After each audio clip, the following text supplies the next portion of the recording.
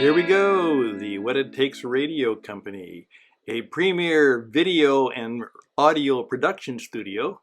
It's What It Takes with Stan Houston. And you need to remember and to read The Secret Sign. That's right. And here's the story. Greetings, Rob, and all the other perhaps colleagues at Libsyn. This is Stan once again. I've sent you 3 or 4 kind of audition videos to show you how I could be very, very helpful to you and your work as we are trying to help people be very successful, not just as podcasters. That's where I and we should all be very different.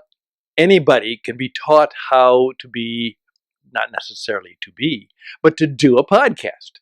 And that's what 99% of most of the training is all about, how to do a podcast. But that's not good enough.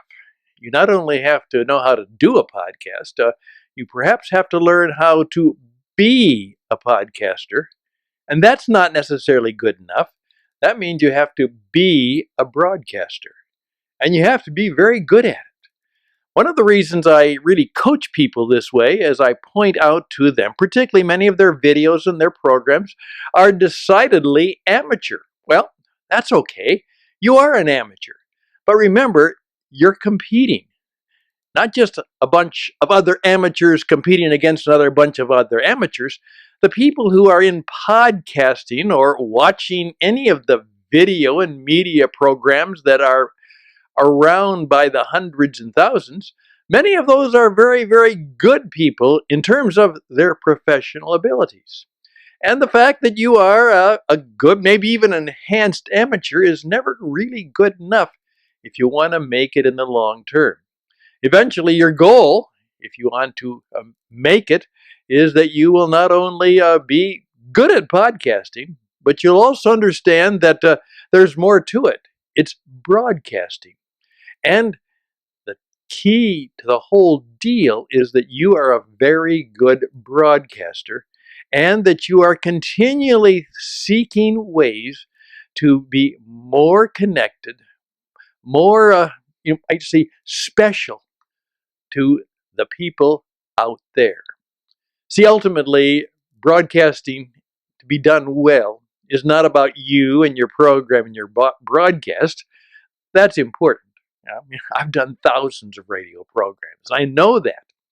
But after a while, you're going to have to come to the point where you, not just your message and not just your songs, not just your information, not just your content, but you make the difference. There is a relationship that is built. So I encourage people to take it seriously and take it professionally. That's why I oftentimes say to people is if you're going to be a podcaster, don't sit down. Don't sit down. Stand up. Learn how to speak standing up as if you were performing in front of people. Just don't slouch in a chair.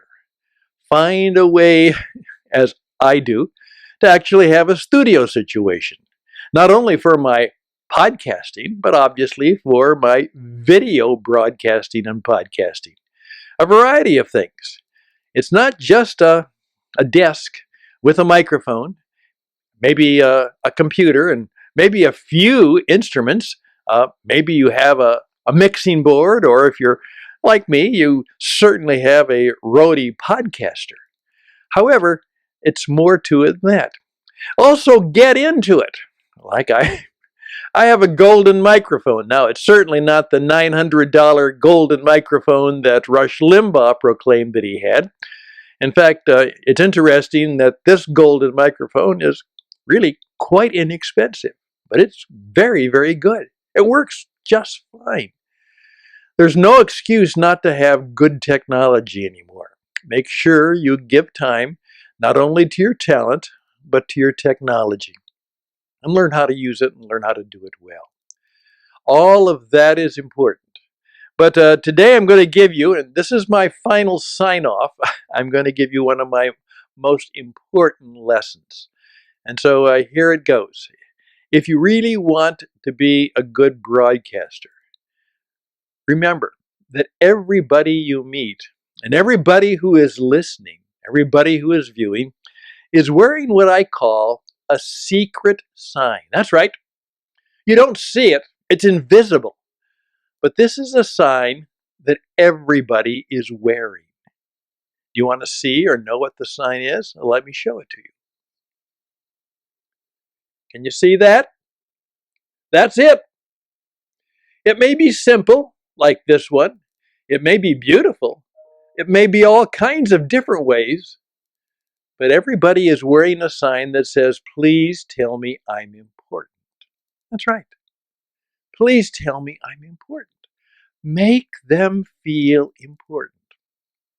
One of my mentors, never met him, but I listened to him, and I listened to all of the legacy communication he left for us. And that's the wonderful thing about being a podcaster, broadcaster. Even though Earl Nightingale has been gone for many years, his voice and his wisdom and his insight and truth carries on.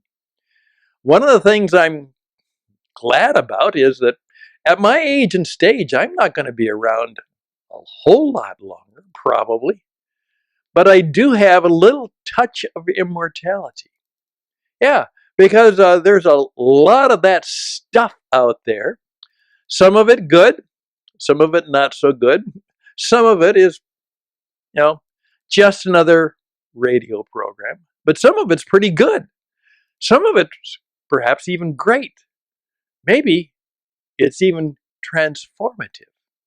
Like we're doing a podcast called The Transformation Project, which is to try and help people truly change their lives. Yeah, not just information, but transformation. And so, Earl Nightingale said this. He said, let me tell you a secret. And the secret is that if you want to be successful, treat every person you meet as if they were the most important person in the world. Treat everybody you meet as if they were the most important person in the world. And so I, not only as a business performance coach for over 35 years and a broadcaster for even longer than that, I always try to remember that everybody is wearing that sign. That's right. And then I sometimes simply say is, read the sign. If you want to know what to do, read the sign. Please tell me I'm important.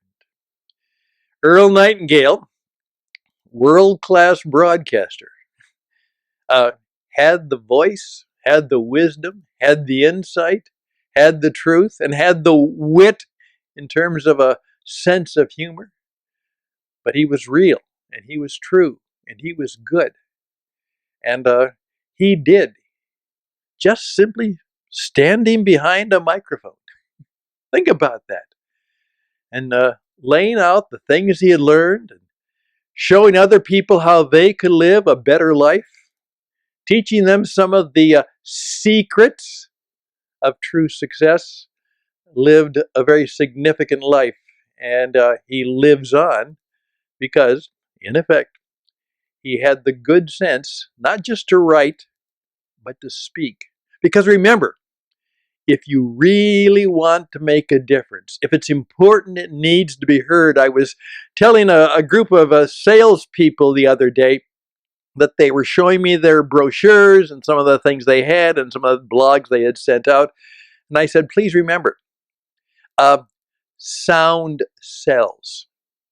That's right, sound sells. People will buy things if they want them for any reasons, from any source, any way. But if they need to be sold, they have to hear. Sound sells. It's not just about typing and texting. That's the problem today. Many people think that's the way to communicate. It's not the way to communicate at all. If you want to communicate, rather than just share or ship information, you have to speak. You have to talk. It's not typing. It's not texting. It's talking. And not preaching, not pitching, uh, and perhaps and not pushing. It is simply, as I oftentimes say, a good radio program is one person talking to another person. And the interesting thing, of course, is that they're both blind. They can't see each other. And so the communication has to be in your sound, in your energy, in your personality, in that way in which somehow they get the message that, you know what, this person, they think I'm important. And you know what, I think they're important too. Remember, it helps to be interesting. But if you teach and tell and show people that they are important, you are interesting. As I used to say on late night radio, just let that sit on your head for a while. Maybe stir your mind, and maybe do the ultimate, touch your heart. I can help you be very good at teaching people how to be world-class broadcasters.